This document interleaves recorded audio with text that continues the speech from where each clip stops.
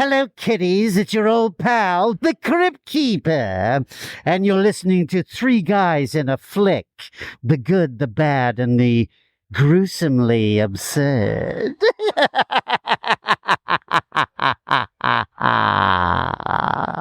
Ladies and gentlemen, please take your seats. The show is about to begin. As soon as she lets it in, it cannot go for more than 90 seconds. Am I clear? What happens after 90 seconds? They'll want to stay.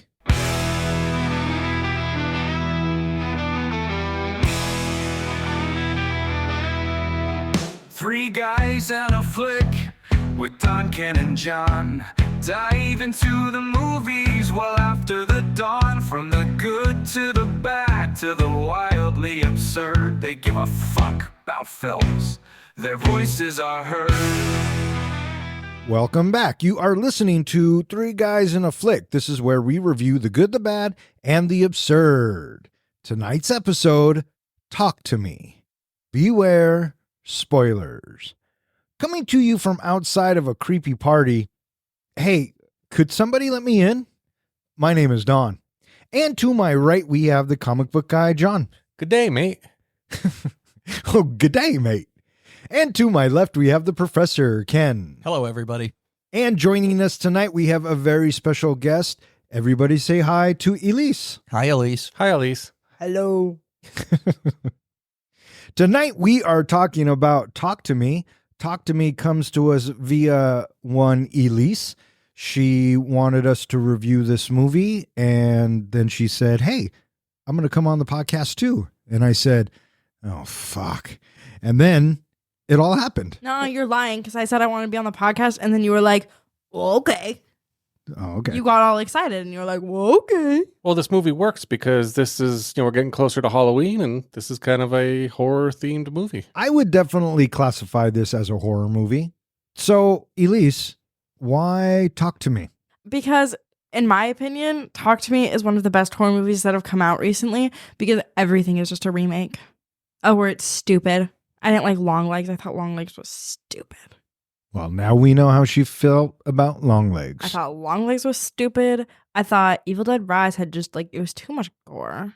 There is never too much gore. Well, that's debatable. But I thought it was interesting because it was like the first horror movie in a while that had like an original concept. And it wasn't like the same story over and over. The really, really biggest stupid horror movie to ever come out in 2023 and 2024 was Thanksgiving with Patrick Dempsey. Don't watch it.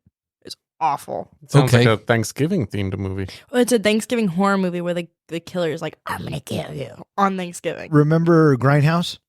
Yeah. Robert Rodriguez and Quentin Tarantino? Thanksgiving was one of the previews. Eli Roth did it. And young lady, I want to see Thanksgiving. So there you go. It was on Netflix. I watched it. It was bad. I'm sure it wasn't great, but it was probably fun. Any movie that has Addison Rae in it shouldn't be made. Oh, okay. Well, there you go. Had you, Professor, seen Talk to Me before? No, sir. What about you, comic book guy? Had you seen Talk to Me? I had not seen Talk to Me. I hadn't even heard of A24 Studio. What? I didn't. What? I have not seen any of their movies. Yes, you have. Which movie have I seen? Tusk. Was that one of theirs? Yes, it was. Kevin Smith did it through them? Yep. I did not know that. Yeah. A24, we might as well just talk about it now. I love A24. They are a powerhouse production company. So A24 is a alternative to Hollywood making movies that allows other stories to be told. Well, that's one thing I really liked about this. And from what I've read, they make a lot of movies that have that independent feel. And that's what I really liked about this. This felt low budget, independent, but still fun and realistic. Yeah. Agreed. Some of the big titles coming out of A24, Everything All at Once, Everywhere. Everything, Everywhere, All at Once. Yeah, that one. Priscilla. Best picture. It's their highest grossing. So I have seen a few of their movies. Yeah. Yes. Hereditary. Midsommar. Mm-hmm. The Iron Claw. Mm-hmm. So this is their third highest grossing movie. The second highest grossing movie was Civil War, which came out this year. Did you guys see that? No. The wife, she saw it, and she's like, It's depressing. Yeah. Depressing. So. And then the fourth highest was Hereditary, and then the fifth highest grossing for A24 is Lady Bird. Oh, I love Lady Bird. Don't even get me started on Lady Bird. Oh, we won't. I love Saoirse Ronan. She's such a good actress. And, oh my God. Released on October 30th, 2022, Talk to Me was directed by Danny and Michael Philippou, written by Danny Philippou and Bill Heinzman, based on a concept by Daley Pearson, and it stars Sophie Wilde, Alexandra Jensen, Joe Bird, Miranda Otto, Marcus Johnson, and a bunch of other partygoers. How'd this movie do, Don? This movie was made for a mere $4.5 million and brought in $92 million. So not too bad. I do know when it came out, I know Ken, you listed off where it ranked in all their movies, but when it came out, it was their number one grossing movie. Yeah, before Everything All at Once Yeah. overtook it.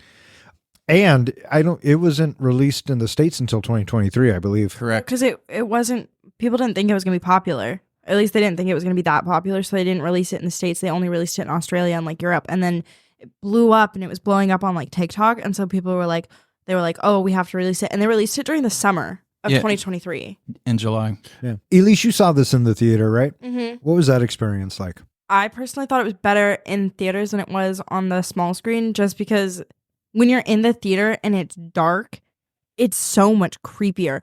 But also the entire time I was watching it, Brian was in my ear.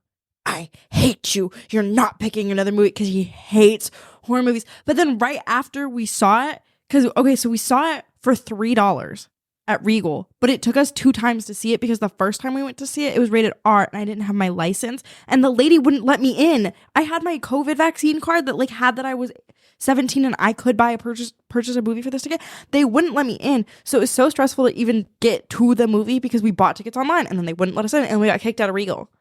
Huh. Well, that sounds like an interesting Oh, theater and experience. And then after, as we're walking out of the movie, it was the most disorienting experience of my life, because we're walking out of the movie and then somebody comes up and grabs me from behind, and it was somebody that I knew, but somebody grabbed me from behind and I was like, oh my God, I'm about to die. And I actually screamed. It was horrifying. Did you say talk to me? No. Oh. Let me in? Let me in? No. No. Can Yeah, I make- you ever get grabbed by someone? Oh. So this movie is Australian made, and so I, for one, don't know of anything that these directors have done. And outside of Miranda Otto, I don't really know the cast. And so going into a movie like this, I really appreciate that, because it gives me a chance to get introduced to these characters that I'm not familiar with, especially like the actors, Mhm. right? Yeah, I guess the brother directors, I guess they're big YouTubers. Yeah, I'm not familiar with any of their stuff, but I read that somewhere. From what I've read, this was their directorial debut. Yeah. That was a crazy thing to debut with. Imagine making your first movie and it blows up and you make $1 bajillion. Yeah, well, I mean, that's the dream, right? Did you guys recognize Miranda Otto, the one who plays Jade's mom? No. She looked and sounded familiar, but I don't know what I know her Oh from. my God. You are letting me down left and right there, comic book guy. Is she's not from Nightmare on Elm Street. What is she from? Lord of the Rings. Was she Gladriel? No. Gladriel. Oh, was she? That was fucking Kate Blanchett. Did she look like Kate Blanchett to you? No.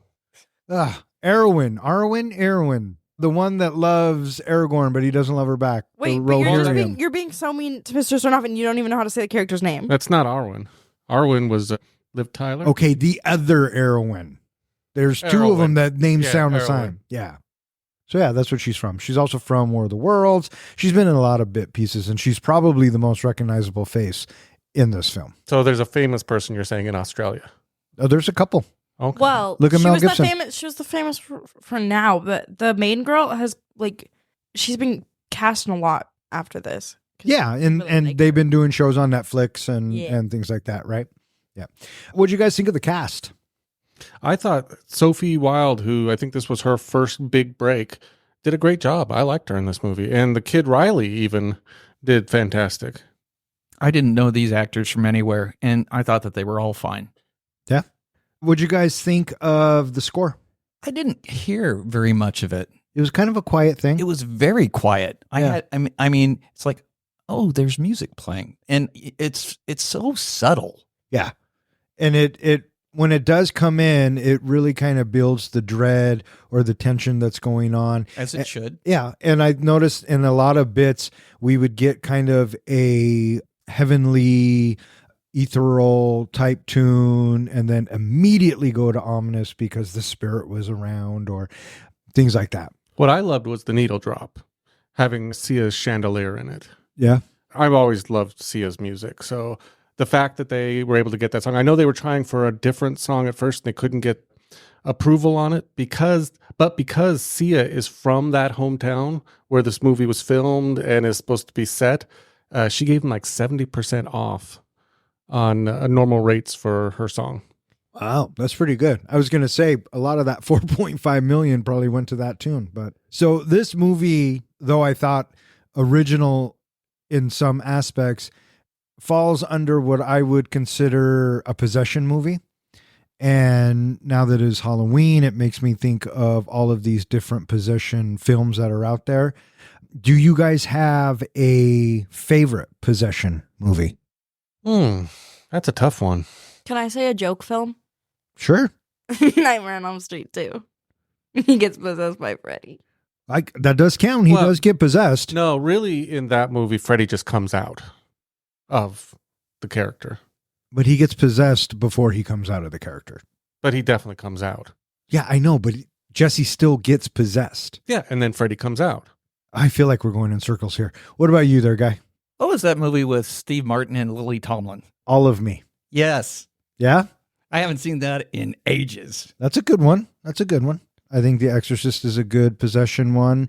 For me, the first one that pops in my head, and I know there's others that I probably like more, but The Conjuring. There's some possession in those movies. I wasn't a big fan of The Conjuring. I kind of like those reality-based kind of horror movies. You ever see The Conjuring? No. No? Well, there you go. Have you seen The Conjuring? Bits and pieces from when Logan went through his, I need to watch all the scary horror movie. But I don't like possession movies very much. No? They make you uncomfortable inside?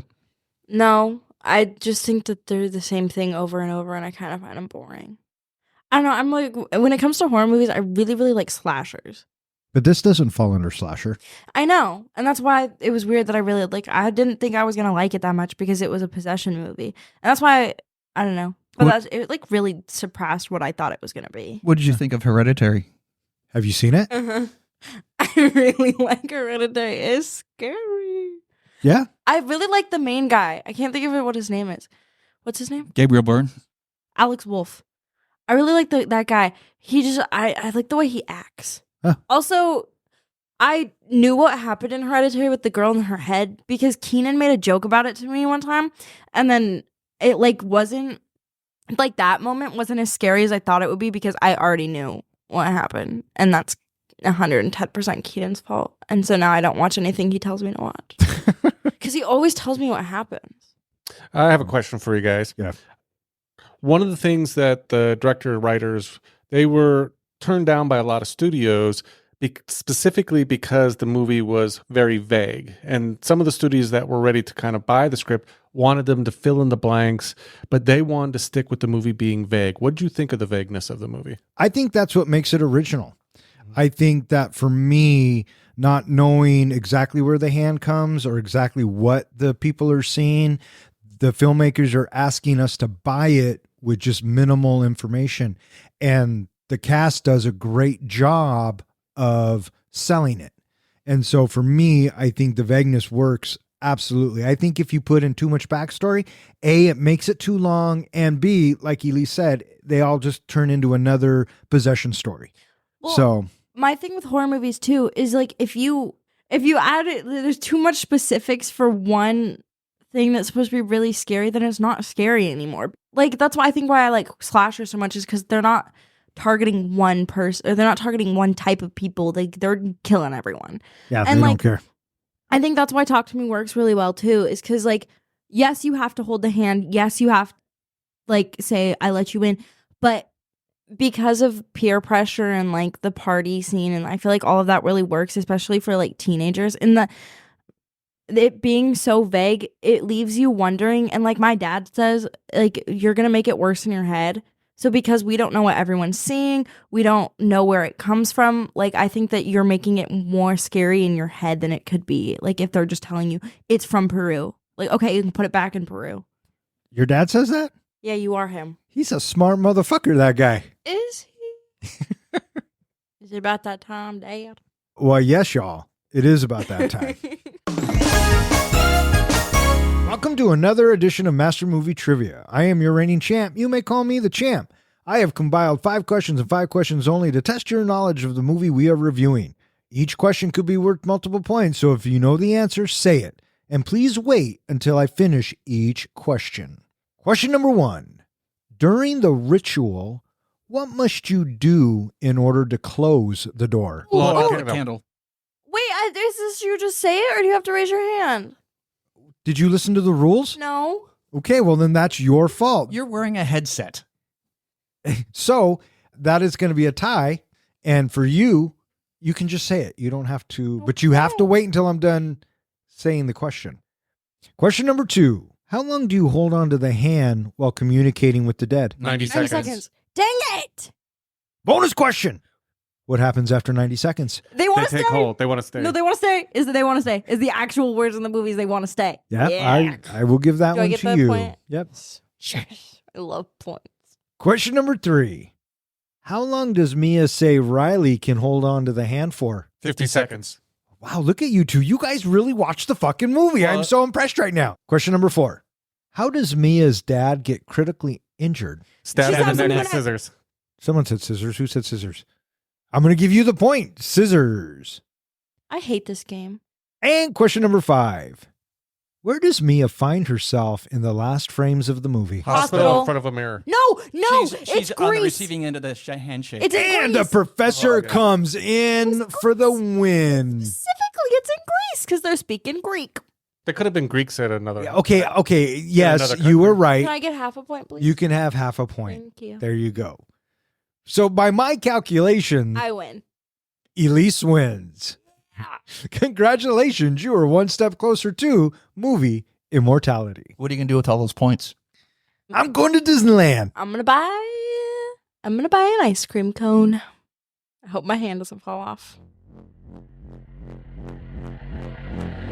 Hey, coming through, bitch. That means move, bitch. That means you, bitch. Hey, watch me do this. At a house party in Adeline, Cole searches for his brother Duckett. When he finds Duckett and attempts to bring him home, Duckett stabs Cole and kills himself. 17-year-old Mia is grappling with the second anniversary of her mother Ria's death from a sleeping pill overdose and her strained relationship with her father. Mia, along with her best friend Jade and Jade's brother Riley, sneak out to a gathering hosted by Haley and Joss, where the main attraction is a severed, embalmed hand. By holding the hand and saying, "Talk to me," a person can communicate with a spirit, and by saying, "I let you in," they allow possession. Mia volunteers, but her possession exceeds the 90-second limit, with the spirit displaying a dangerous focus on Riley. So this movie opens up and we are at a party and we see this guy running through the party from the street into the party, and we get this camera shot of the camera following him all through the party. Have you seen Duckett? Have you seen Duckett? Have you seen Duckett? And I'm like, who the fuck is Duckett? Right? Which somebody I think says. But what did you guys think of the tracking shot and just the whole? It was fucking awesome. It was, right? Yeah, it was a 2-minute tracking shot.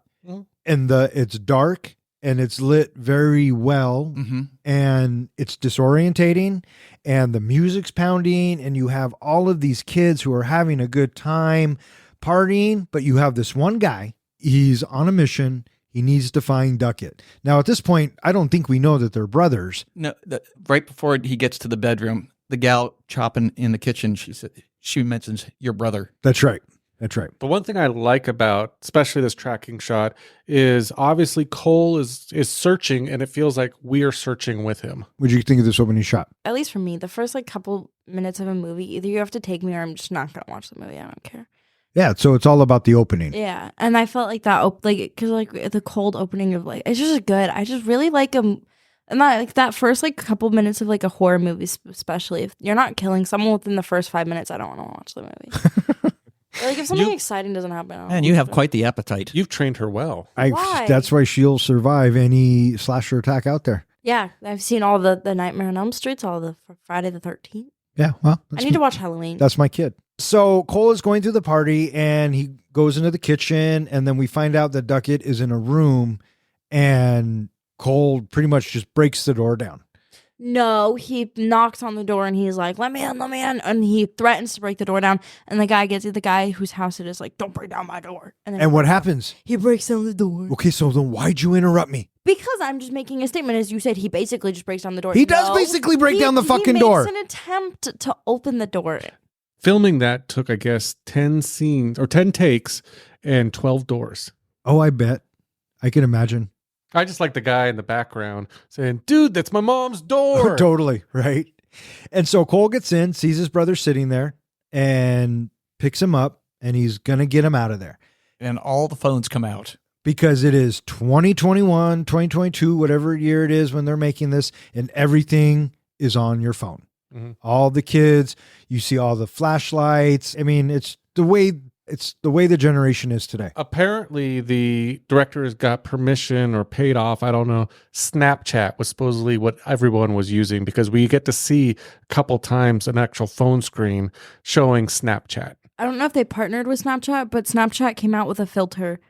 And anytime you would open Snapchat, it would be like, use that new Talk to Me filter. And then it would promote the movie when it came out. Yeah, well, there you go. And so the Duckett brothers are making their way out. And this is what we were kind of talking about for an opening. And for me, when Duckett stabs his brother and turns around and then stabs himself in the face. Do you remember what I said? Now that's how you do a cold open. I said, now that's an opening. Yeah, that So No, was, you I liked said it. no. The word "cold" came out of your mouth. I don't think how it did. You do a cold well, open. that is a good oh fuck moment. Yeah, for sure. What I really appreciate about that, and you don't even realize it until pretty much the end of the movie, is they just showed us the plot of the movie. That was foreshadowing everything that was going to happen, which is, him going and finding the guy and then, trying to kill somebody and then killing himself. We are then introduced to Mia, and we find out that it is her mom's second anniversary of her death. And we are told that she accidentally overdosed on some sleeping pills. And we can tell right away that she kind of has a strained relationship with her father. And then she seeks refuge at her friend's house, Jade, her little brother Riley, and mom Sue. What did you guys think of this whole introduction of Mia as our protagonist? I bought it. I think that Mia's character, it's established pretty firmly in these first couple of minutes of her being on screen that she is our central character that we'll be following along with. Sure. And I really enjoyed having when she goes to pick up Riley and they are just singing away in the car and they're just like so into it. And then all of a sudden the music stopped and then you see this stern look on their faces and we, the audience, are thinking, what are they looking at? Because the filmmakers are holding on Mia and Riley's face for a really long time. Mm-hmm. And they're specifically not showing us on purpose. Exactly. So the emotions, we can see it. I really dug the scene as well. I agree. I liked her. For me in the beginning, it was really confusing the transition from the Ducketts to all of a sudden just seeing her and then trying to get why is she there in the house. But they subtly kind of explain that to us and we start putting it all together. And then her relation with Riley showed almost like a younger brother type feel. Oh, yeah. And I think that's kind of what it was, because they tell us, or they imply, that Mia has been part of this family for a long time. Her and Jade have been friends for a long time. But what Riley and Mia see, I didn't see coming, and it broke my heart a little bit, was the fucking little kangaroo. What killed me was the sound coming from the kangaroo. Oh, well done, sound design. And I'll just go ahead and say this now. The practical effects in this film, very well done. The directors have specifically said they tried to use some visual effects and CGI, things like that. They didn't like the look, so they did practical as much as they could. Yeah. What do you guys think of the kangaroo?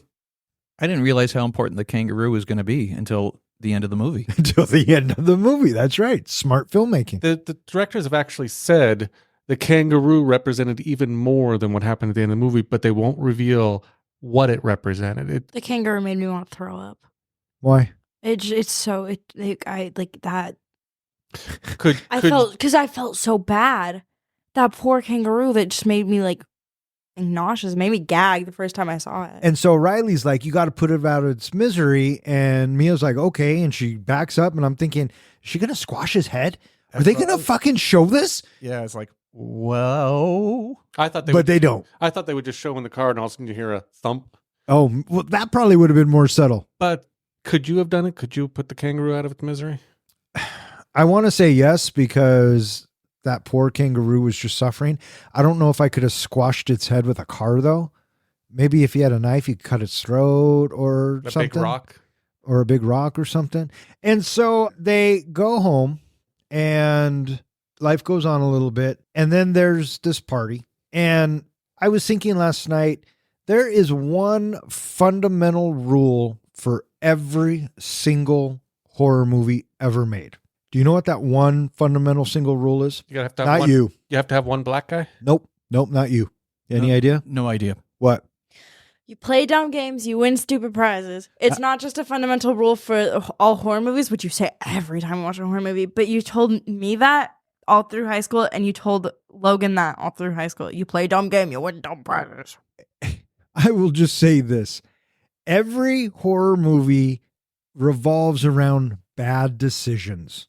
And that's what makes a horror movie, I've decided. So this movie is riddled with bad decisions. Well, this is exactly why you should have your young children watch horror movies, because you teach them what happens when you make bad decisions. All right, so let's talk about this party. All right. All of these kids get together because there's this craze going around of people getting possessed. Don't people know you fuck around with spirits, no good can come of that. But right? It's like Mia says, you get that feeling afterwards, like you're glowing. It's just they get a high from it. Okay, so Mia wants to do this, and we're kind of told a little bit about it. There's this hand. Okay, but not even that. Because the reveal that we, the audience, are getting is we see two really quick little snippets on the phone, just a hint, and we don't even know what we're necessarily getting into. We don't know whatever this is that they know. Right. And so when we are there at the party and it begins, we finally get the reveal of what's going on. Did you notice in those little tidbits of the screenshots we got, the eyes, that they were like solid black? I thought I saw that, but I wasn't sure. Yeah. And so Jade is like, this is all bullshit. This is totally edited. This is fake, right? She's a firm, this is a fake type of a deal. Jade. What? I didn't like Jade. I don't think you were meant to like Jade. Jade just made me. I like Jade. There was nothing wrong with I Jade. didn't like Jade till the end. She of was the movie. only one with a level head on her fucking shoulders. Oh, maybe let's not fuck around with spirits. Well, Oh, for fuck's sakes. okay, but like they're teenagers. Come on. Oh, They're gonna Jesus. no. Hey, that's- I was a teenager and I knew not to fuck with spirits. Okay, but you weren't like the whole thing, especially with like all the phones being pulled out every time that they do the hand. It's so. This sounds so stupid, but like as a teenager in the modern day, that's not out of the realm of possibility whatsoever. Like if there was something that was like, if you do this, you'll look insane, but you'll blow up on the internet, people will do it because they want to blow up on the internet. Yeah, well, you're not wrong. And so that's like, I feel like one of the more compelling, these teenagers felt like real teenagers, which is really, I don't know, you don't get that anymore. It just sounds like a bunch of old people trying to write what they think it sounds like. Well, if these were real teenagers, I feel super bad for the future and I have no hope. You shouldn't. What do you think of the hand? I thought it was an interesting take on an old idea. It's just another Ouija board. Mm-hmm. You know what I mean? The fact that we haven't seen something like that in a while, if ever, I appreciated it. I liked the way it looked. I liked the writing on it. I liked what it represented. I kind of looked closely at the writing. I think that was signatures of people who've used it in the past. It would be my guess, because it looked like a bunch of signatures all over it. Maybe. That's what I took it as. Yeah. And if you look it up, there is like A24 came out with a hand that you could buy. It was like $8 million bajillion dollars, but is signatures. And I'm pretty sure it was signed by like the people that made the movie. Not like the actual hand, but the one that you could buy were all signed by like people that made the movie. And so they're at the party, and Mia wants to try the hand, and we are told the rules. The rules are you have to light the candle to open the door. You hold the hand. You say, talk to me. You see whatever it is you need to see. You say, let me in. They possess you. 90 seconds is the limit. And then you got to let go, blow out the candle, and close the door. And what happens if you more than 90 seconds? The spirits will want to stay. Mm-hmm. And so Mia says, okay. What did you guys think about this whole first grabbing the hand bit? It was shot very well, the reveal of the hand, because, you know, when we finally see, you know, the hand put on the table and the camera slowly zooms in towards it, it looks ominous. And that ominous feeling is like, okay, this is going to be a pretty freaky little ride. And the fact that she has such a disturbing experience from it, I was surprised that the character's like, oh, I want to do it again. That's what I was saying. You fuck around with the spirits. I'm telling you, if I see that lady that she saw all grossed out and fuck that, I'm done. That's what I was going to say is as soon as I did talk to me, because I would think that, you know, this is just fake, this is whatever. Talk to me and that little ghost thing appeared in front of her, I would have blown out that candle immediately. Yeah. I'd have been like, oops. I really liked that we don't get to see any of the other ghosts. We only see them through Mia's perspective because, like, I feel like that also helps push the story forward of, like, she stayed too long. She's different. This is why. Yeah. And I think by them showing us what Mia sees, it's implied that everyone else who does this, they see something. Mm-hmm. And they're setting the rules. And the fact that they don't have to show us all of the other ones, I really appreciate it as well. I appreciated that too. Yeah, because it moves us along. And so everyone's tripping out, everyone's laughing at her, and she's freaking out. And they convince her to keep going. And she grabs onto the hand, says, talk to me. And she resists that urge to let go. And then she goes, let me in. I let and you now in. She's possessed. Yeah, I let you in. Yeah, whatever the line is. And so what'd you guys think of her as the possessed one?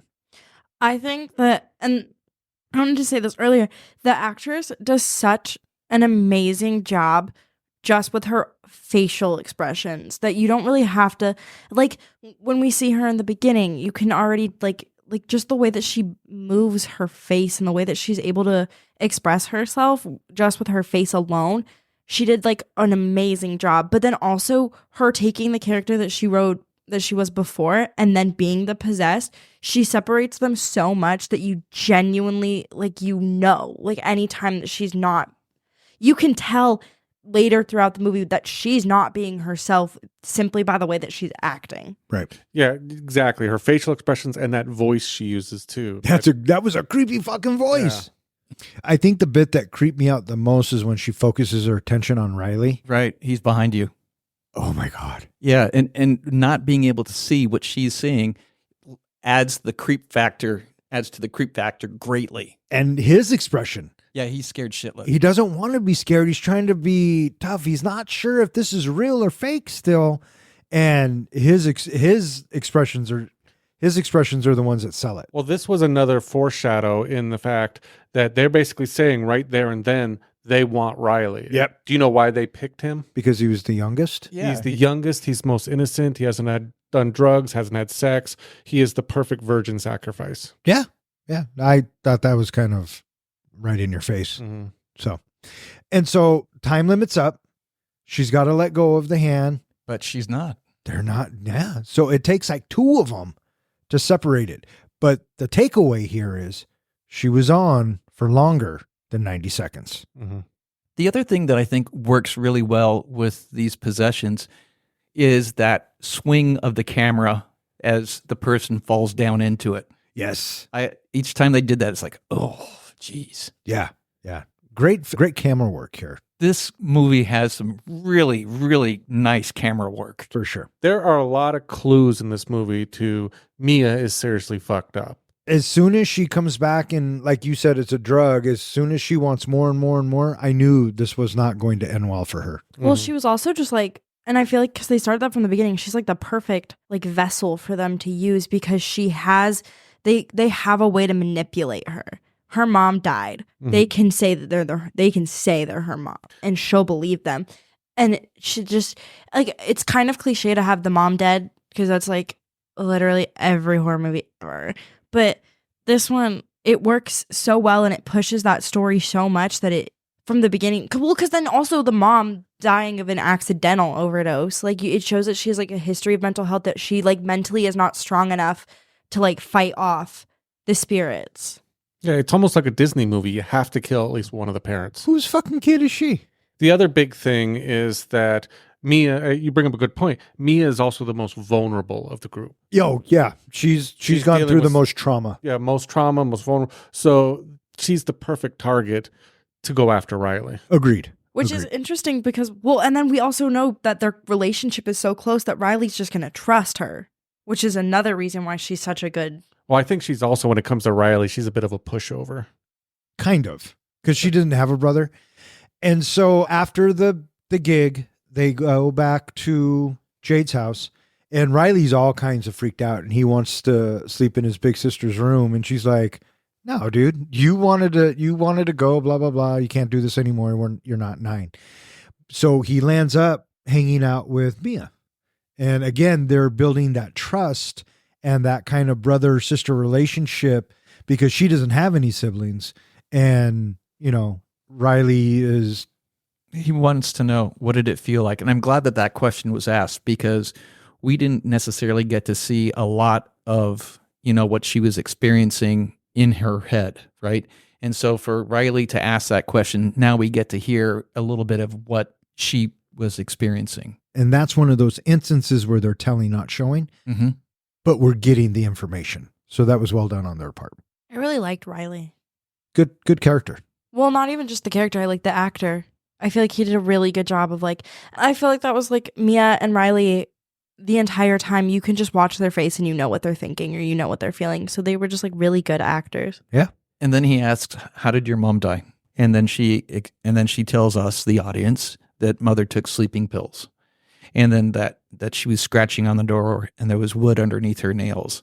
And so for us to continue to hear those scratches to let us know that mother is close by. Right. Which also brings up another point. The directors have said 2 things to really focus on in this movie. One of them is Mia's fingernails and the fact that she scratches at them and that the colors of her nails subtly change throughout the movie to show the different temperaments, the different emotions that she's feeling. And so the fact that you bring up the mother scratching at the door kind of, I think, goes along with her fingernails as well. Oh, the movie's so fucking dark. I couldn't see the fingernails even if I wanted to. Mm-hmm. No, that's just because you had the lights on. Thanks. If you watched it in the theater, you'd be able to see it. Oh, for fuck's sakes. And then the first hint that something is off is Riley has fallen asleep and Mia, she reaches over and she takes his phone and then she touches his cheek a little bit and then the hand comes back and it's not Mia's hand. Right. It's like disfigured or... Yeah. Yeah. Good scare. Good scare.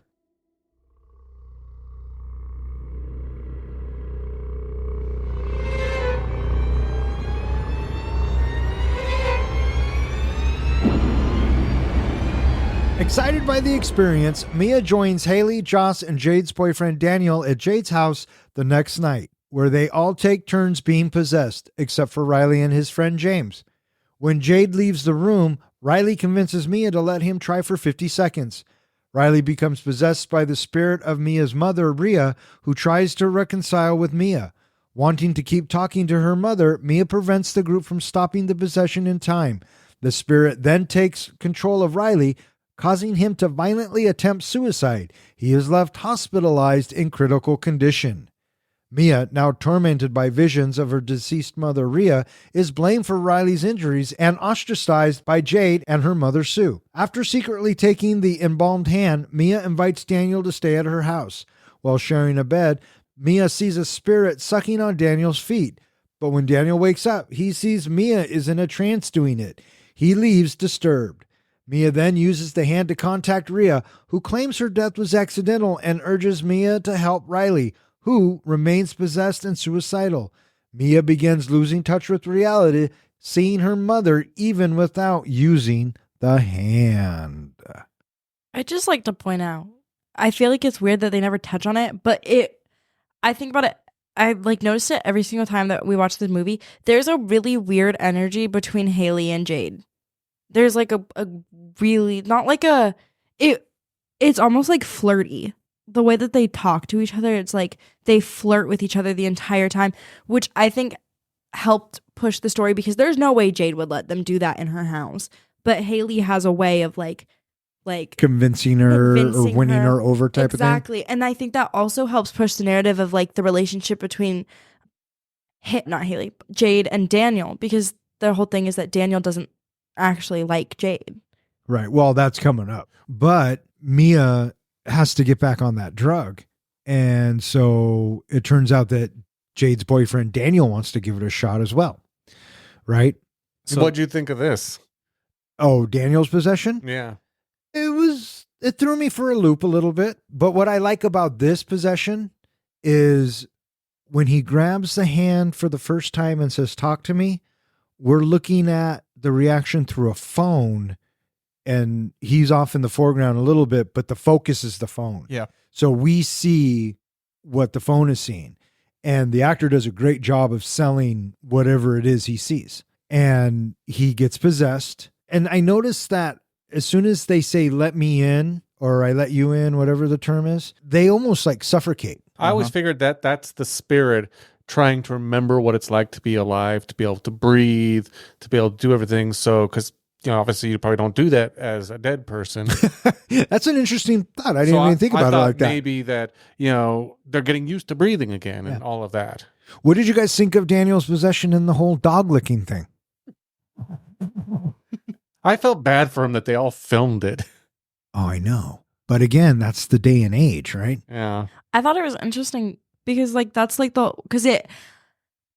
like with the Daniel having to staying over at Mia's house later when they're in the hospital. That whole thing, he starts talking about how Daniel doesn't really love Jade. He doesn't really want to be with Jade. He wants to be with Mia. He like, it's interesting because there was that overarching, are these two actually meant to be together versus the other two, which adds like a strain on Jade and Mia's friendship. Oh yeah, absolutely. I just wanted to talk a little bit about before the party got started. We have the mom, Sue.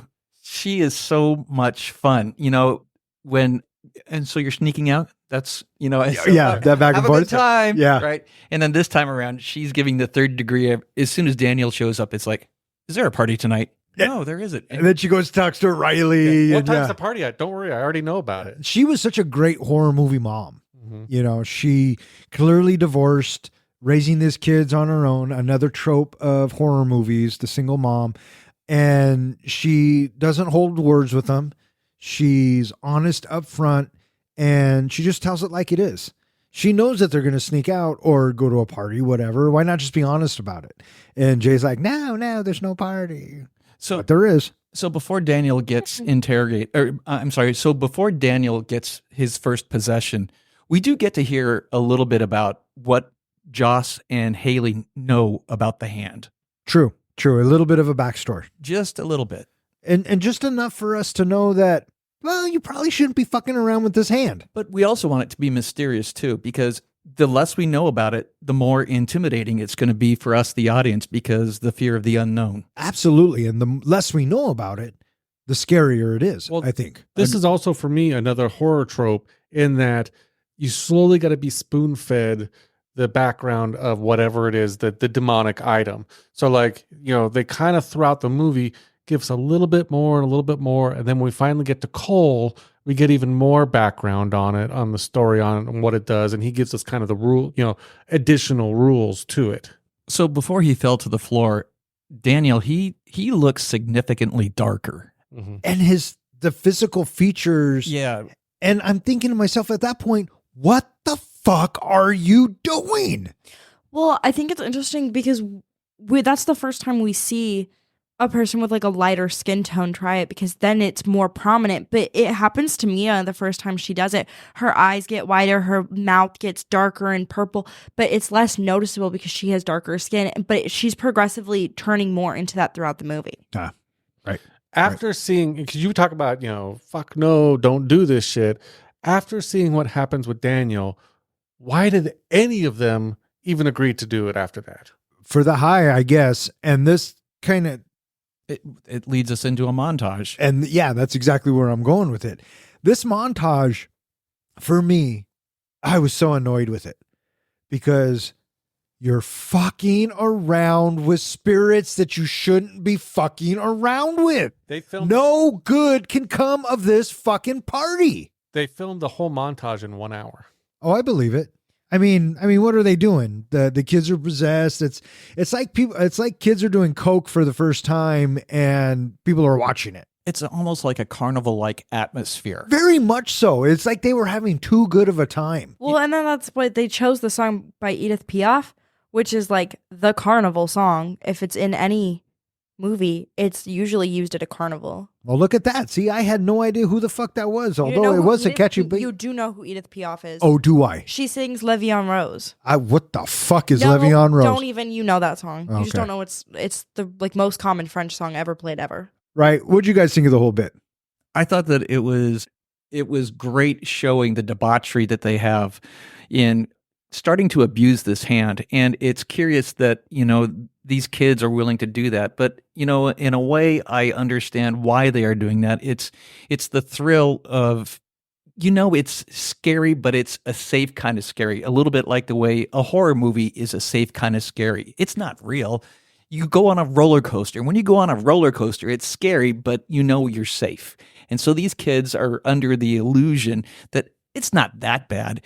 And they're just going batshit crazy now. And yeah, it's really stupid. Yeah. FOMO. I almost wish, part of me wishes we got to see more of each of the possessions. I knew you were Especially- going to fucking say that. Especially when Mia sings. I liked Mia singing in that French voice or whatever it was. Do you not have an imagination? But it would have been a 3-hour movie if they had shown us each one. So again, I also appreciated that we got through them all fast to see that everybody has tried it. Although, did we ever see James try it? I never saw Jade.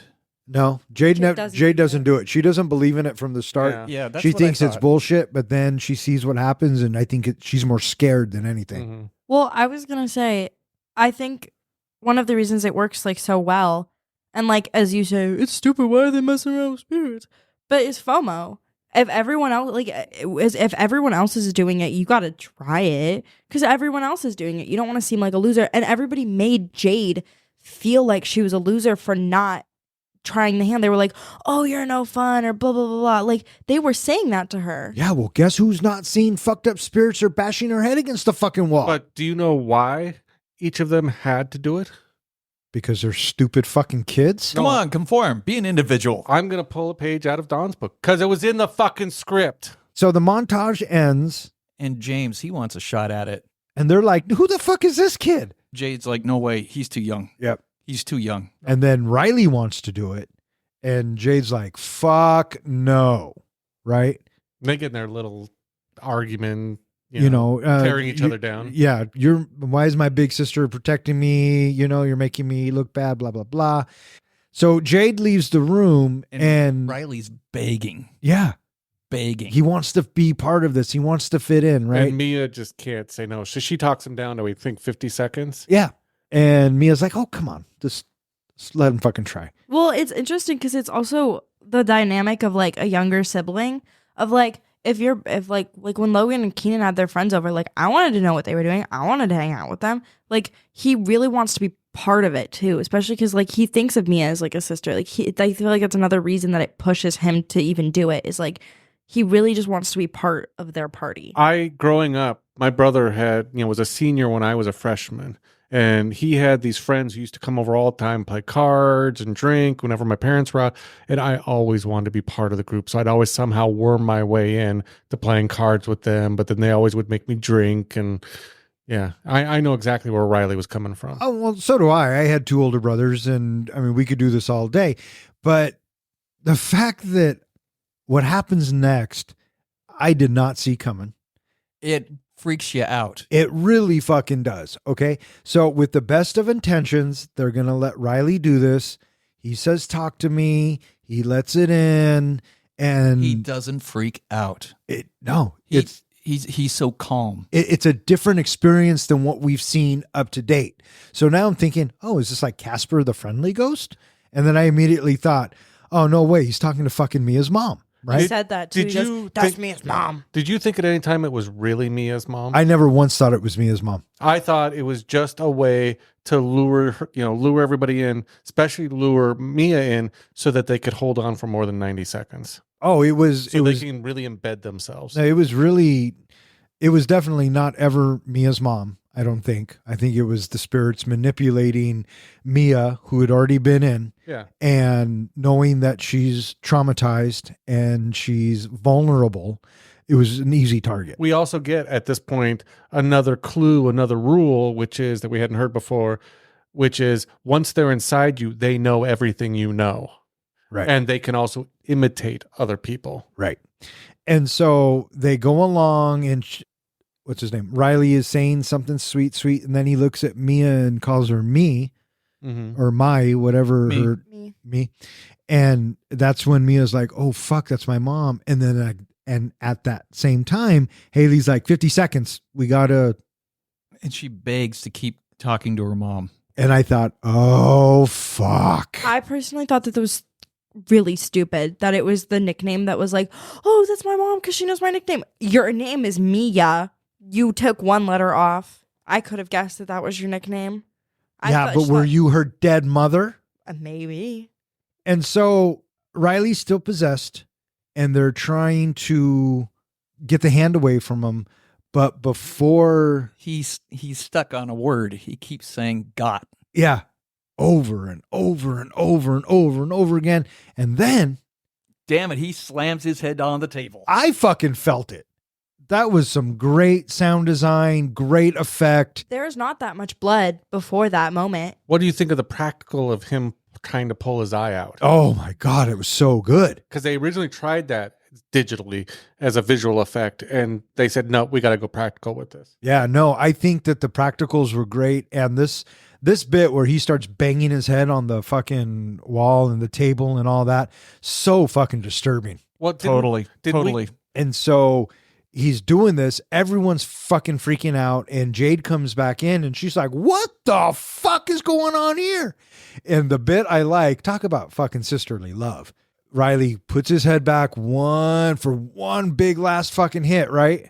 Well, before that, the chair slides over to the window. He breaks the window. I thought he was going to go out the window. Oh, yeah. But then he gets himself over to the other table and he's going to, okay, here, I can bash my head here. I thought he was going to use the glass from the window. Oh, yeah, that was a good one too. And I'm thinking to myself, okay, you're fucking around with these spirits. You're getting possessed, which is another form of getting high. And then all of a sudden these doors and tables and shit starts moving. Red flag. What the fuck are you doing? Right? So anyways, I was just gonna say the rest of this movie is not that like besides like the makeup on the guys, the little spirits, it's not that gory. oh, this movie isn't gory at all. But him smashing his head, Disturbing. it's disturbing, and that's where gore works. Yeah. It's like they didn't use it too much to the point that when it starts happening, it makes you want to vomit. This film, this scene was so disturbing, especially for the actor playing Riley, that after each take, they had to take a long break and let him decompress just before he could go back in and try to film this again. Yeah, fucking crazy. And so he revs himself up to give him one last smack of the head, but his sister jumps in and he hits her hand, virtually breaking it probably. Mm-hmm. And then we cut to them at the hospital. Jade, Sue, and Riley are at the hospital. Mia's at home. Her dad's trying to talk to her, but she's not hearing it. So she calls for a ride. She goes to the hospital. And this is where Sue and Jade are like, fuck off, go home. Well, she also sees her mom in a reflection. Which we knew was coming. Mm-hmm. Yeah. Mm-hmm. But it wasn't really her mom. No, but it's showing that likely she still has something within her. Oh, yeah. She's I still mean, possessed. She's still fucked up from what happened to her. oh, agreed. So Mia, she goes home and Dad's there, and Dad, he wants to know what happened, and she's like, I don't know, but she comes back with, tell me about, what are you not telling me about Mom? Right. That there's something she knows that he knows that he's not telling her. Right. Yeah, because the mom said to her when was possessing Riley, I didn't want to leave you. I basically was forced to leave you, but I didn't want to leave you. And so that's why she's now questioning, did Dad do something to Mom? Yeah. Yep. And it's revealed that Mia, she has the hand in her backpack. Why the fuck would you take the hand? I do. Oh, I know Because why. she wants to talk to She her wants mom. to talk to her mom. That's what I thought. Mm-hmm. I also thought that when it all went down, everyone was scrambling. She was the one to grab the hand and hide it Oh, maybe. because they didn't want the police to get it. Maybe. Hey, Elise, when Hey, Dad. when I die, No. do not try and conjure me up to talk to me through a fucking ceramic can, okay? Well, you're never gonna die. So. I've told Julie I'm going to haunt her. Well, that's different. You're not possessing her, you're haunting her. There's a difference. Yeah, I'm just going to watch. Weird. So Daniel, he gives Mia a ride home, and he says that, he finds out that Mia, she's scared to be alone. And we see Sue sitting in the car, and Jay gets in the car, and she tries to hold her mom's hand. Her mom's like, nope. Nope, not having it. And then we're in Mia's room, and her and Daniel are going to go to sleep. I like that overhead shot. Yeah. And this scene probably freaked me out more than any scene, or was one of the creepiest scenes to me. And I called it out. I saw it coming a mile away. As soon as the camera pans to like the door and you see that little corner area, Yep. I knew there was a fucking figure in there, but they did such a good job of hiding it until the figure actually fucking moves. Yeah, because when I'm looking at that corner, it's like, is that somebody? Yeah. Yeah. And then when it moves, it's so subtle. Like, did I just see that move? And sure shit, you She did. comes crawling towards her. And so this figure is moving toward the bed. And this is where it just gets fucking weird, right? The figure starts sucking on Daniel's toes. What's weird about that? And so Mia's watching, I guess. And she's mortified. She's trying to wake Daniel up. It reminded me a lot of Nightmare on Elm Street, Mhm. going into a dream. One of my first thought was, oh God, are they going to make her be sucking the foot? And sure as shit, they were. And so that is the beginning of something that also happens later on.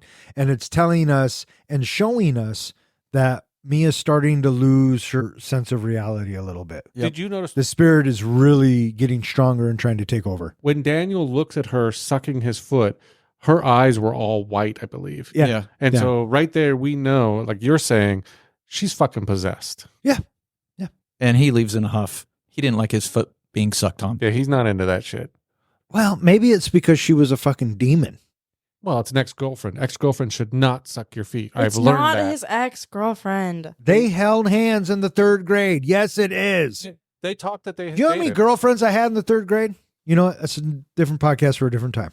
When Mia starts slapping herself, she's slapping herself harder and harder. It's like, shit, she's going to get the hand out. And sure enough, She gets the hand out because she wants to talk to mom. I really thought she was going to do it alone. And I kept thinking, who the fuck is going to stop it? And who's going to light the Who's going to blow the candle out and That's take the hand out? that's exactly Yeah. what I thought. She's Yeah. going to be there a lot longer than 90 seconds, and Right. nobody's there to close the door. Right.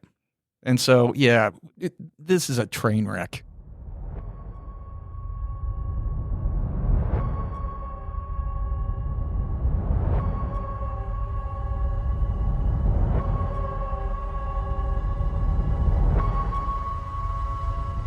The friends find Cole, who explains that a living body will eventually expel evading spirits, but Mia fears Riley may not survive that long. Mia tries to contact Riley in the hospital using the hand and sees a vision of him being tortured by spirits. At home, Mia's father, Max, reveals that Ria's death was a suicide and reads her note. Ria's spirit claims Max is lying, lending Mia to hallucinate and stab Max in confusion. Ria then convinces Mia that Riley must die to free him from possession. Mia kidnaps Riley and pushes him towards the highway, but instead of killing him, Mia jumps into traffic herself, dying. Mia finds herself in a hospital watching a fully recovered Riley and Jade and Sue while Max leaves in an elevator. No one responds to her, and she notices she has no reflection and her hands are disfigured. As darkness surrounds her, she sees a hand over a candle in the distance. Grabbing it, Mia is suddenly summoned to a party in Greece, where a partygoer holding her hand says, "I let you in," revealing that she has become one of the spirits summoned by the embalmed hand. You know, Roll credits. you know what I was gonna say? I think one of the main reasons that we can think that it's really not Mia's mom is the fact that Mia dies at the fate of the hand, and it puts her in the hand. So I assume, which like it might be wrong, but my guess is that the way that you can be contacted is you have to be like killed through the hand. Like, I don't think it's any spirit. I think it's this hand possessed you. It made you kill yourself. Now it has control over you. Well, I think going along with that idea, I think what it is she died while she was still possessed. So technically, they own her. Mm-hmm. So now she is one of the spirits in that group that can be accessed via the hand. The hand only seems to contact spirits in hell.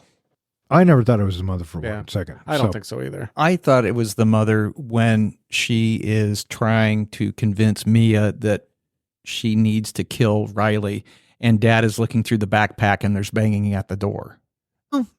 I figure that any spirit that would try to get you to kill someone else probably isn't the spirit you want to be talking to, but that's just me. I saw right through that because one of the first rules we got is if you die while possessed, they own you. So the fact that the mother was saying you have to kill him to release him, well, if she kills him, he's trapped with them forever. So right there, I thought, she's lying to him. She can't be the real mom. And so Riley kind of comes to for a second, and he tries to kill himself again. Right. So here's Mother, and we get our first reveal of how fucked up Riley looks. He looks bad. And so Mother, she leaves the room to take a phone call. And so Jade, she's there by herself with Riley, and all of a sudden Riley comes to, and man, he goes to town on himself again. And not in a good way. And bites the hand. Who bites the hand? Riley bites. Oh, Bites Riley hand. bites whose hand? Oh, But he bites the hand that he had already disfigured.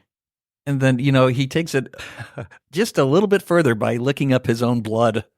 nice little touch at the end there. Maybe he was iron deficient. Just a little bit of a creep factor in it. Iron deficient. You're iron deficient. And so now the gang is like, what the fuck are we going to do? And so, like any good horror movie trope, the friends have to find the solution, have to try and fix the problem. Usually they have to go back to someone from the past who's dealt with the same situation. And so they find Cole, whose brother was Duckett, who had killed himself. Mm-hmm. And we are told from Cole that eventually the spirit will leave. But it depends on how long you held the hand for. Yeah, Or how much control the spirit has. Yeah, over time, the spirit grows weaker and weaker to the point where it can no longer inhabit the body. Well, and then he was also like, you let a kid do it? And was really, really upset that it was like, you let a little kid do it. We basically, with Cole, we finally kind of have the piece of the puzzle of what that whole opening sequence was all about. Was that obviously Duckett was possessed too long. He was seeing spirits. The spirits made, him stab his brother, thinking that maybe his brother was a spirit, and then killing himself, similar to what happens in the end of the movie with Mia. And then Mia, she asks everybody if they've been seeing stuff, and nobody else has. So it's like, oh shit. Because we know that Mia is 100% grade A fucked. And Haley says, wait a second. Didn't Duckett say that they could imitate people? And it's just like, oh, this is where the mother bit comes in. Right. So they start to think maybe it wasn't her fucking mom. Right. Yeah, but of course, Mia is not buying that. And then we hear from Joss that he got the hand from Duckett, and he was seeing them without using the hand as well. Right. And so with that, he ends up tying in what we saw at the beginning of the movie. So Mia thinks that I can save Riley. Maybe we didn't blow the candle out Right. before he got possessed, whatever. So she goes in and with the hand, and I like when she pulls the hand out, Jade's like, what? You have that fucking thing? What the fuck are you doing? But it turns out that didn't work. But what Mia does see is what's happening to Riley. Well, first of all, she sees that little girl who looks normal. It's the first ghost spirit thing that isn't actually all mutated and swollen and cut up and all that. It's just this little girl. So you don't know, is this a good spirit? Is this a bad spirit? I thought maybe the hospital might be full of dead spirits. No, I did not think that for once. I didn't think there was one good spirit amongst them. Or do you think maybe it was one of the evil spirits pretending, imitating? Yeah, I'm sure that's something exactly that what looks it was. innocent? And I like how the spirit says to her, I let you in. Yeah. and I actually, during this scene, because originally this scene was supposed to be over 2 to 3 minutes long, a long sequence, but they found it just too disturbing and they didn't think to get past the censors. So that's why we just get all those little quick clips. But there was something, like, it looked like hell. It was a nasty whole scene. But if you pause it, which I did a few times. Of course you did. And I even took some pictures with my phone. Of course you did. All of that took place in that hospital room. Because there were several scenes where the spirits were crawling out from underneath the bed, were standing next to the bed. So all of that wasn't in hell. It was in that room. Or that was hell. Maybe. And so she comes out of it on the other side and she says, they're hurting him, Jade, and they're never going to stop, and they're just never going to stop. Right. And so with that, now we have a conundrum. How are they going to solve this? Right. How does this end? But Cole already gave us the answer, which is just keep them tied up. Eventually, they're going to be forced out. Right. But Mia's not thinking about that Yeah. because she's consumed with her mom. Yeah, and she's not thinking straight anymore. Well, Right. I mean, we see it in the end. And so now Mia's at home and Dad says, I haven't been completely honest with you. he reads the suicide note, which was fucking heartbreaking because Mia had this idea in her head that was in an accidental overdose and that her mom didn't kill herself. I think she's also starting to form an idea in her head that maybe her dad was involved with the mom's death. I think, yeah, that's the evil spirits implanting that in her head. For sure. Mhm, For mhm. sure.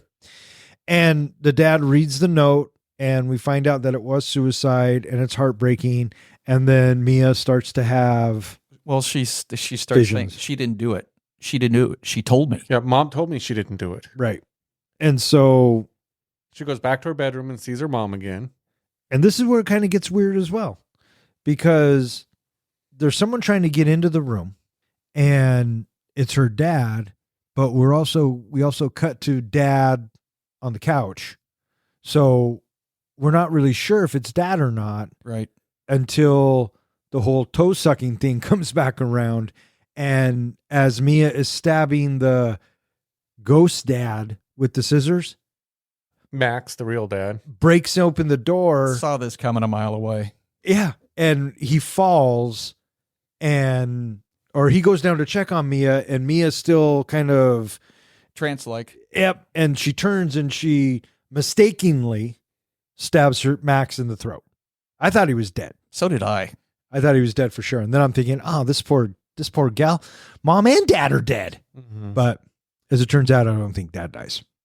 Which the crazy thing, again, showing how fucked up Mia is she, she had the conversation with the mom about what I need to do. She stabs Max, and then she gets Jade to go, come find her while she goes to the hospital. It was a total ruse. She never called 911 for her father who's bleeding out in the bedroom. What I don't get. Well, she's not in her right state of mind. Yeah, she just gets up and goes. She also thought that he was attacking her. Yeah. Yes, because that's She what doesn't know the. so she doesn't know completely if it's the ghost dad or if it's her real dad. Okay. Hey, you play dumb games, You're in dumb person. and this was a dumb game that all these kids played. And So, and all during this crisis, you have mothers saying about Riley, he needs to die. right. He needs to die.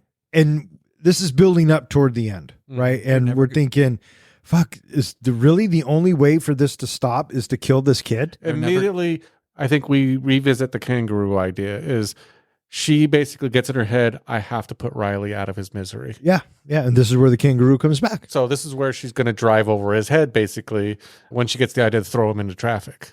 And so, like you were saying, she lures Jade away. She kidnaps Riley. She wheels him down to the edge of the freeway. I like the bit right before that, which is we have Mia mustering the courage. We see the scissors in her back pocket, and then Sue shows up and she starts talking and she apologizes because what she was thinking, she was just upset. Right. And she tells Mia that she's family. Yeah. And we hear that Riley is doing better, that he was conscious but wasn't. Trying to kill himself. Yeah, he was conscious and like being normal again. Right. It's But like a good sign. but Mia won't accept that because mom says, kill this fucking kid. Mm-hmm. Kill. Because mom will protect her. So she asks to have a moment alone with him. And this is where she kidnaps him. And we cut to Jade. She's back at the house. And, Riley is now all of a sudden, he's an undead person. He doesn't look like Riley anymore. He looks like one of these undead people. And then we're back to Jade at the house again.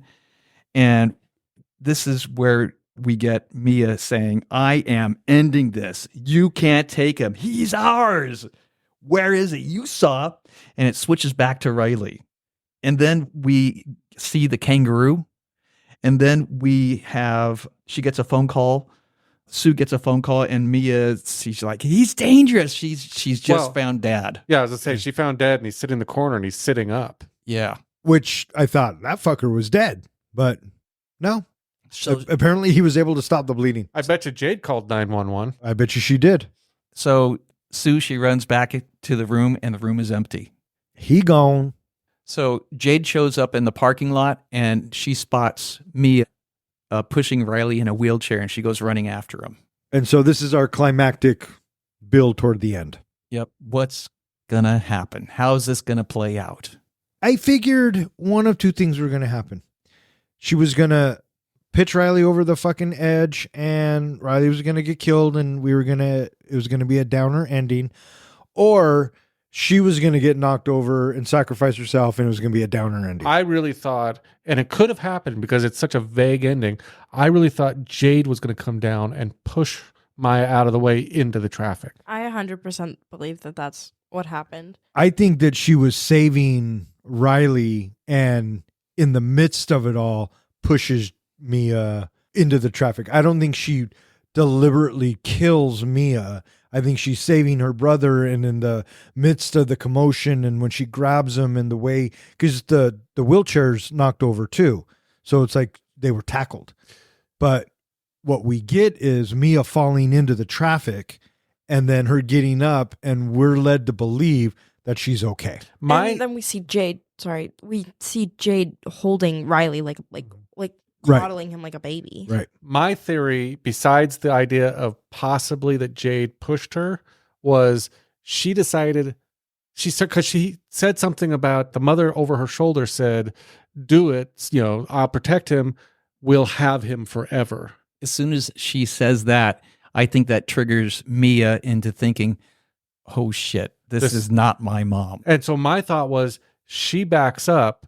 She's not going to do it now. The spirits realize that, and the spirits forced her into the traffic so that they would have her forever. So I think that the reason for the kangaroo is to show that Mia does not have it in her heart to kill.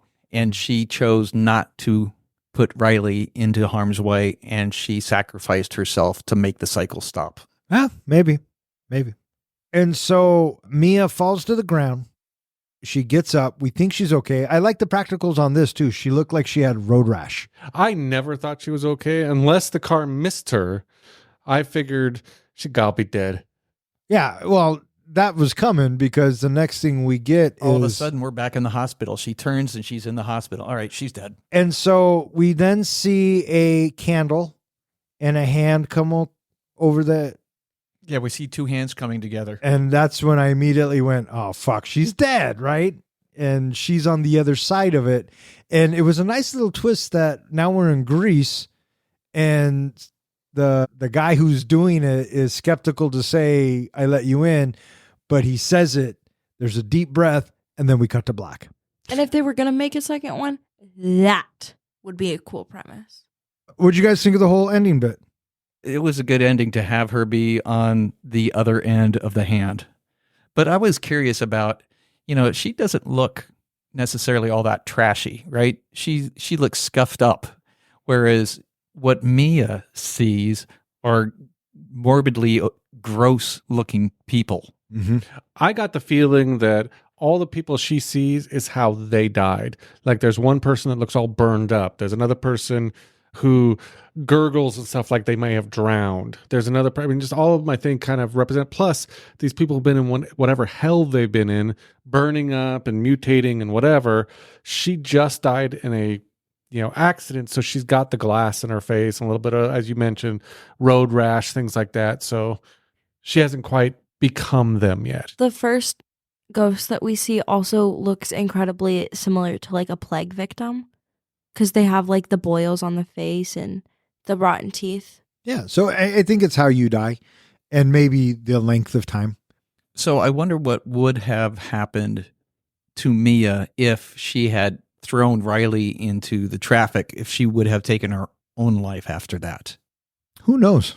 I was curious about that. I think it would eventually hit her that she just doomed Riley to eternal suffering. And yes, I think she would have killed herself. Probably, because if not, she was going to jail for attempted murder against her dad. And Riley. Killing Riley. Well, no, not attempted murder. Murder for Riley and attempted murder for her dad. Yeah, she'd be going to death row. Yeah, and so with that, because it takes me back to the beginning of the movie when we have Duckett, stabbing himself in the face. Right. And that was Talk to Me. I got to ask a question.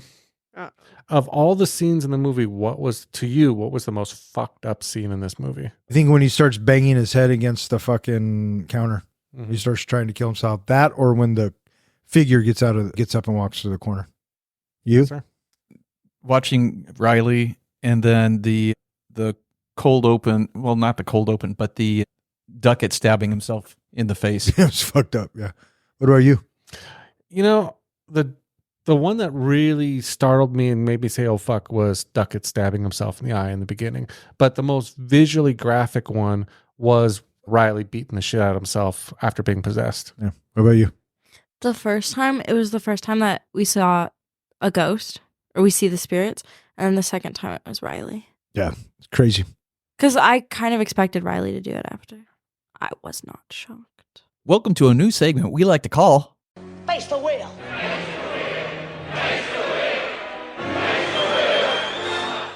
The premise is simple. I will spin the wheel in whatever category comes up. John and Don will apply it to the movie that we are reviewing.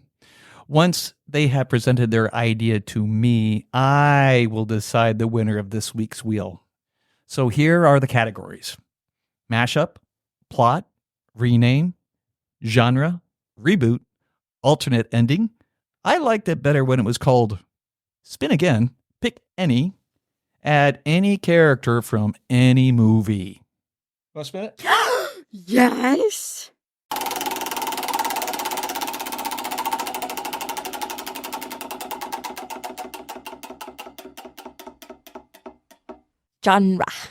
Genre. Do I get to play? Can I win? Yeah. You have to come up with the genre You story. have to come up with a genre for it. What do you mean? It's already in it. It's a horror film. Yes. So So I have to change change the the genre. Okay. And then tell us what the easy. movie would be like. Okay, go. Dark comedy. Okay. And how would Elaborate. that look? Yeah. Elaborate. It'd be very similar, but the jokes, like the toes.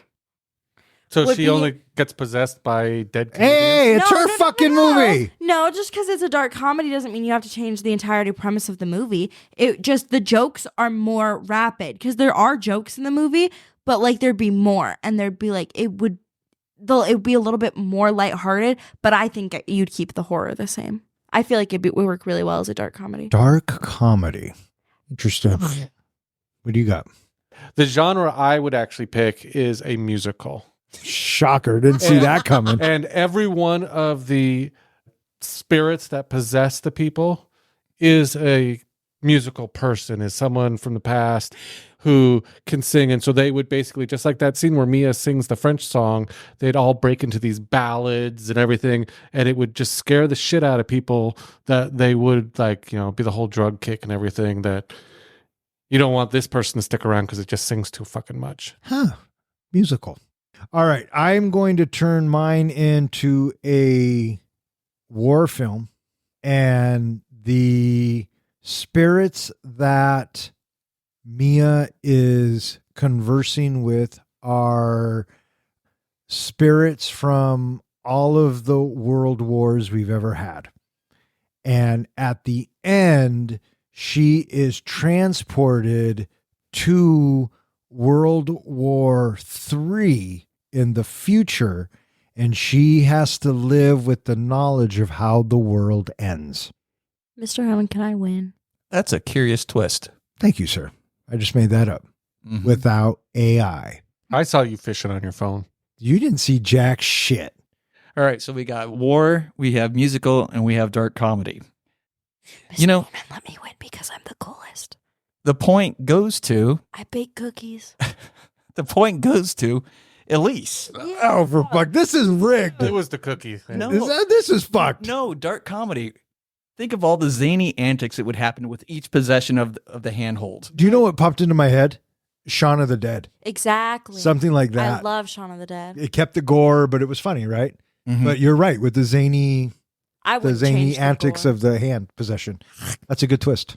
Right. Not as good as mine, but it was a good twist. No, At it's any- a good twist. At any point in this movie, did you think the hand was going to move a little? No, I didn't think they I were going thought to be maybe that. she was going to have some weird, deranged hallucination that all of a sudden, like when the hand's holding her hand, it grips her hand. Actually, I take that back. Remember when Haley was put the cigarette in between the fingers of the hand and she was smoking out of it?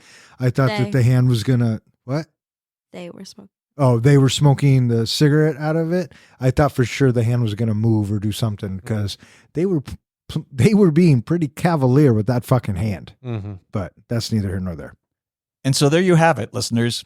And that concludes this week's Face the wheel.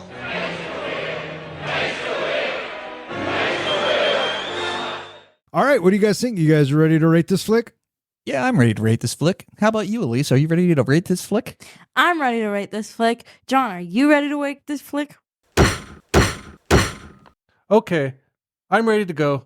Just give me a sec for the room to stop spinning. All right. Hey, Professor, how do we do our ratings? We do our ratings on a scale of 1 to 5 fucks. 5 fucks is a movie that we get done watching it, and you know it is cinematic gold. A 1 fuck movie is a movie where you get done watching it and you're thinking, I'm never watching that again. And what's a 0? A 0 fuck movie is where you get done watching it and you turn to your buddy and you say, oh, for shit's sake, what the hell? Why would you make me? I want 1 hour and 35 minutes of my life back. Or in other words, we just don't give a fuck. Here at the Three Guys, it is tradition that we let our guests go first, but you have the option. You can either go first or you can go last. It's up to you, little one. What would you like to do? I'll go first. All right, fire away. Me personally, I would give this movie 4.5 Fs because I really like it. I think it has really good rewatchability because, like, even though you know what's coming, I feel like there's a lot of like things that you miss the first time around. I also really like making Brian watch horror movies. Like, I don't want to watch this. All right, 4.5 fucks from Elise. You want to go? Sure, why not? All right, fire away, beer guy. The movie Talk to Me is first watch for me, as we mentioned at the beginning of the show. I am not a horror guy at heart, and in general, they are not something that I gravitate towards. I really enjoyed the camera work. There was some really snazzy camera work that I thought illuminated, a sense of style to the movie. The fact that we only get to see the spirit world through the eyes of Mia, I really like that as well. Just having us observe what everybody else in the room is seeing when the other people are possessed, I think it is stronger storytelling. The characters I thought were pretty good. Jade, she's the only one that's really sensible. And Mia, boy, she just jumps right down that rabbit hole. And unfortunately for her, it ends up very, very poorly for her. I do think that there is a good sense of dread in this movie, and the slip that Mia has as she settles into more time in the spirit world made for some inconsistencies. You know, that night where she's curling up with her mother. Okay, so why doesn't that just like totally consume her? But obviously somehow she came out of it. I don't know how she got out of that. I was also struck by how in the world do they know about the 90-second rule? And what about why does the movie end on the other side of the world? Is it a different hand? Is it the same hand? I don't know. I found that interesting, but also confusing. I don't think that it's probably all that important because all we want is kind of sort of a good little gotcha ending to the movie. I think that for me, I'm giving this movie 1.5 fucks. I'm just never watching the movie again. Wow, that seems really contradictory to everything you just said. But what it really comes down to is I'm never watching the movie again. Oh, well, there you go. There you go. 1.5 fucks from the professor. You or me? Would you like me to go next? You or me? I'll go next. Okay. Before I give my rating, which I don't even remember what I gave it, what do you think I'm going to rate this? I think you were going to give Talk to Me 3.75 fucks. Is that your final answer? That's my final answer. Okay, before I go, Elise, don't say it, but I just want to show you what's written down. You said 3.75? Yeah. And clearly I fucking nailed it by her fucking... I just want to show we don't cheat here on Three Guys in a Flick. I nailed it, didn't I? Yeah.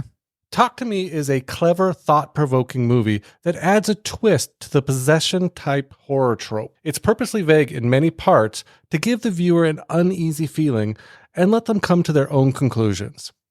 My only issues are some parts felt obvious, and I wasn't ever feeling even a little scared throughout the movie. Although I did have several oh fuck moments. It was obvious early on, after Mia's possession, that she wasn't all right. I never trusted her mom, especially when it was revealed that they get into your head and know what you know. Sophie Wilde did a great job playing Mia. From what we got from Riley, I appreciated him as well. I also thought Miranda Otto, Jade and Riley's mom, stood out. Other than that, I wasn't hugely impressed with anyone else. The visual and practical effects were also very decent, and the hell scene was hella creepy. The spirit makeup was well done, and I appreciate that you get the idea for how each spirit must have died. Overall, I'm giving Talk to Me 3.75 fucks. Bam! Fucking nailed it. 3.75 fucks from the comic book guy. I thought that Talk to Me had an original take on an old idea of possession. I like the fact that the filmmakers didn't show us too much. We got to see what Mia saw, but that was about it. The rest was told throughout facial expressions and tones and just some good acting. I know that a lot of today's horror movies are considered elevated horror, which I think is just asinine because horror is horror and a good movie is a good movie. And what makes a good movie is a good story. And what made Talk to Me a good movie, in my opinion, was the story. So with that, I'm giving Talk to Me 3.75 fucks. With 1.5 fucks from the professor, 3.75 fucks from me and the comic book guy, that gives Talk to Me an average of 3 fucks, which now ties it in the 25th spot with Flash Gordon, The Untouchables, The Wolf of Wall Street, Love Actually, and The Running Man. It is slightly better than Willow, The Neverending Story, The Last Dragon, and Tommy Boy, and slightly worse than Catch Me If You Can, Far and Away, Bloodsport, and Starship Troopers. All right, that is going to wrap it up for this episode of Three Guys in a Flick. If you would like to know which movie we're going to be reviewing next, please check out the website. Speaking of which, hey John, where can they find us? They can find us at www.threeguysinaflick.com, where we go ahead and post all of our podcasts, show notes, and anything else we feel like putting in there. We also have a form on there that you can submit a movie you would like to go in the Bronco helmet for us to review next. You can find us at all of social media and any place that hosts podcasts. And while you're listening to us, go ahead and give us a like, give us a rating. We would love to have you post a comment. It'd be great to hear from you.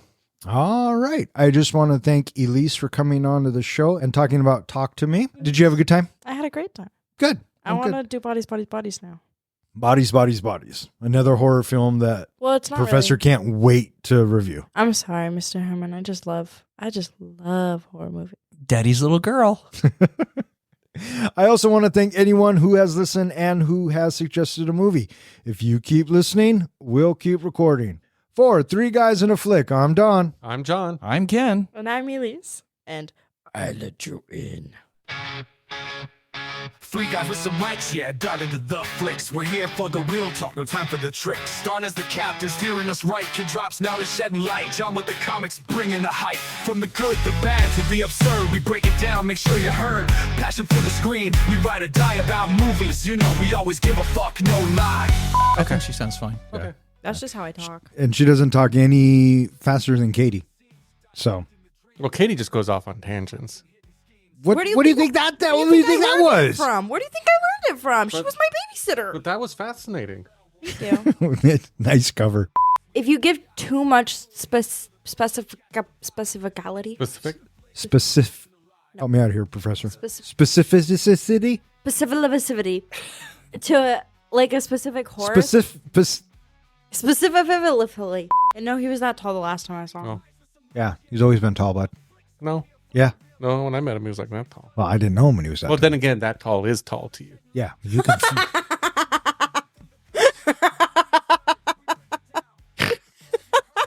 You gonna let them talk to me like that? I don't know if you care, but you said this is a tie between the comic book guy and John. Isn't that the same person? They're the same person. Okay, just checking. Okay. I have not seen Fear Street. Oh, they do some. They do. Fuck. Yeah, I know. That doesn't make it good, or it doesn't make them fucking smart. Fucking. Well, it's not about being smart. It's about being a teenager. Don't you remember being a teenager and all your friends were doing something and you didn't want to seem like a loser, so you did it too? And your big brother? Well, this bitch wasn't her dead mother either. That'd be like if somebody was like calling you Donnie. Whoa. Let's not start calling names. I think she'd still get off in the fact that she was saving her brother. Wouldn't it count as self-defense? Yeah. Oh, there you go. It's self-defense. Boom, lawyer. Most horror movies. Brandy has a whole horror movie where she stars in it. Wow. Yeah. Is it called her music career? Oh, whoa. I don't know. Sitting up in my room. Can I just say? And they never got back to it. Can I just say? I love Katie. Love Katie. Well, I love her too, but she's on a fucking I'm timeout. not done talking. I love Katie. Dad, turn my mic back on. Do I have to say the F word? No, Okay, I don't want to. you don't have to. I don't like that word. That's fine. Are you sure you're my kid? Well, I just don't like saying it around my dad. Yeah, you don't have to fucking say anything. That's fair. Denise said sometimes that we go a little bit overboard. So Ken's like, fuck, finally, someone said it. All right. May all of your days and nights be filled with happiness. All right. Fuck off. Good night. Guys in a flick.